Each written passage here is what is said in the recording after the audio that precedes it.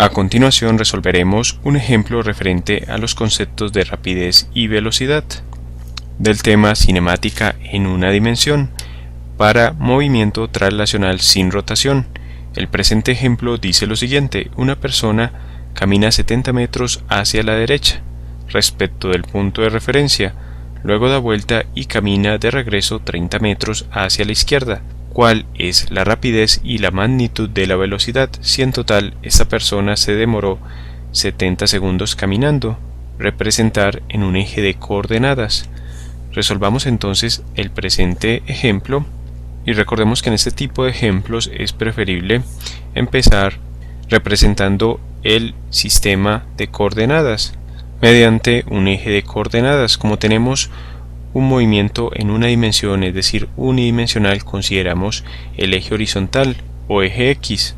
Observemos entonces que estamos representando el movimiento que realiza esta persona. Nos dicen que esta persona camina 70 metros hacia la derecha respecto al punto de referencia. Este es nuestro punto de referencia y es a partir del cual nosotros consideramos el movimiento de esta persona. Nos dicen que cuando camina 70 metros da vuelta y camina de regreso 30 metros. Nos piden entonces determinar la rapidez y la magnitud de la velocidad. Si en total esta persona se demora 70 segundos, es decir, que este es el intervalo de tiempo que se demora en recorrer toda esta trayectoria. Indicamos entonces la posición inicial como x sub 0, la posición intermedia cuando llega a los 70 metros hacia la derecha como x sub 1 y la posición final, es decir, cuando se mueve 30 metros hacia la izquierda desde los 70 metros como x sub 2. Tenemos así que x sub 0 es igual al punto de referencia, igual a 0 metros, porque observemos que esta escala de posición está en unidades de metros. X sub 1, la posición en el punto 1 es igual a 70 metros y la posición en el punto 2, x sub 2, es igual entonces a 40 metros. Nos dicen que para efectuar todo este movimiento se demora en total un tiempo igual a 70 segundos y recordemos que el intervalo de tiempo es igual al tiempo final menos el tiempo inicial. Si decimos que inicialmente entonces parte desde un tiempo igual a 0, es decir, t sub 0 es igual a 0 segundos, y desde ahí empezamos a contabilizar el tiempo, tenemos que t sub 0 es igual a 0 y el intervalo de tiempo delta de t es igual al tiempo total transcurrido igual a 70 segundos. Nos piden determinar entonces tanto la magnitud de la rapidez, que va a estar dada en unidades de metros sobre segundo, como la magnitud de la velocidad. Recordemos que la velocidad realmente es un vector que tiene magnitud, dirección y sentido. La dirección en este caso es igual a 0 porque no se forma un ángulo con la horizontal, en tanto que el sentido nos indica si se mueve sobre el eje positivo o el eje negativo. En el caso del movimiento en una dimensión, tenemos entonces presente cuál es la magnitud de la velocidad, que es lo que vamos a determinar también en unidades de metros sobre segundo, y el sentido de la velocidad, es decir, si se mueve hacia la derecha o hacia la izquierda. Recordemos que la rapidez es igual a la distancia que se recorre en la unidad de tiempo, en tanto que la velocidad es el desplazamiento en el intervalo de tiempo considerado.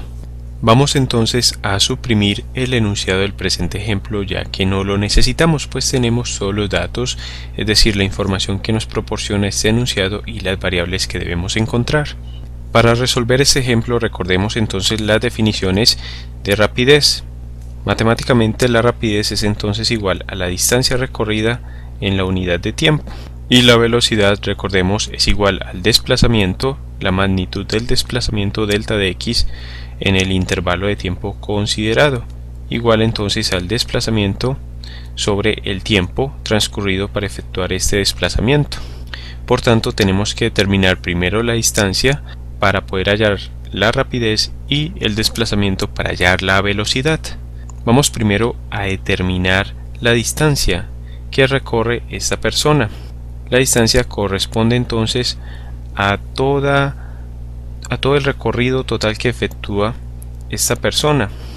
Observemos que en esta escala hemos indicado que aumenta en una magnitud de 10 metros. Si consideramos entonces que esta persona parte desde el origen, vamos entonces sumando cada tramo que corresponde a 10 metros. Tenemos entonces de 0 a 10, 10 metros, más de 10 a 20, 10 metros, que nos da 20 metros. Tenemos ahora 30, 40, 50, 60, 70 metros hacia la derecha. Por tanto, definiendo entonces la distancia recorrida de X, tenemos que va a ser igual a 70 metros hacia la derecha, más los segmentos que recorre hacia la izquierda.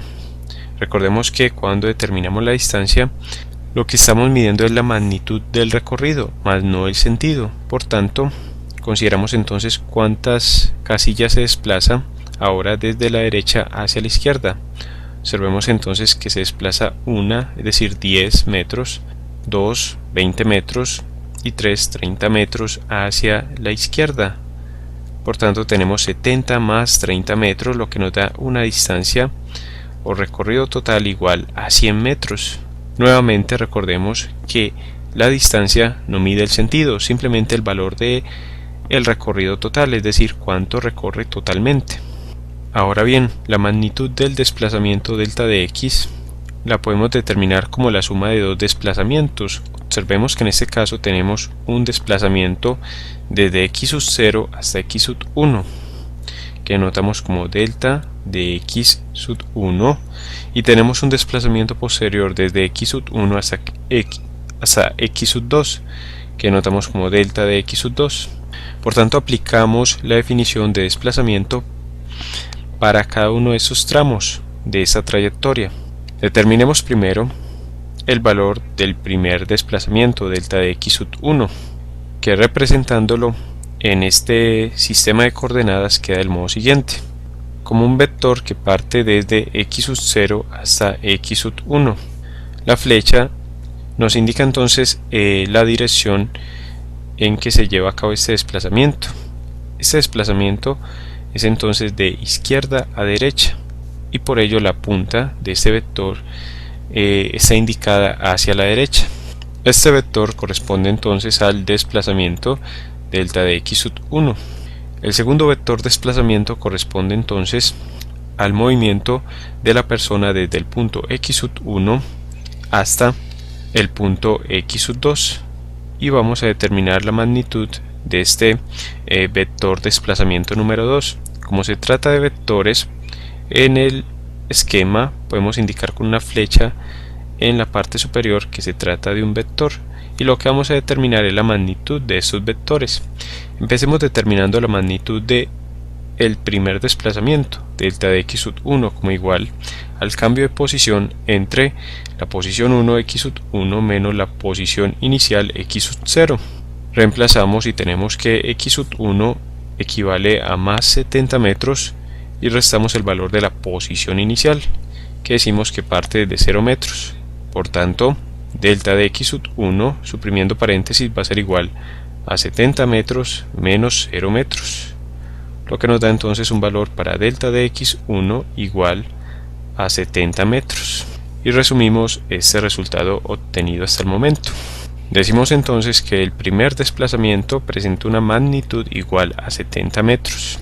Como se trata de un desplazamiento positivo, indicamos con el signo más que se trata de un desplazamiento de izquierda a derecha, es decir, hacia las variables positivas. Determinemos ahora el segundo desplazamiento, la magnitud del segundo desplazamiento delta de x sub 2. La magnitud del segundo desplazamiento delta de x sub 2 viene a ser entonces igual al cambio de posición, es decir, x sub 2 menos x sub 1. Reemplazando valores tenemos que el desplazamiento número 2 viene a ser igual a la posición final x sub 2, que es de más 40 metros, y restamos entonces la posición en el punto 1, que es de más 70 metros.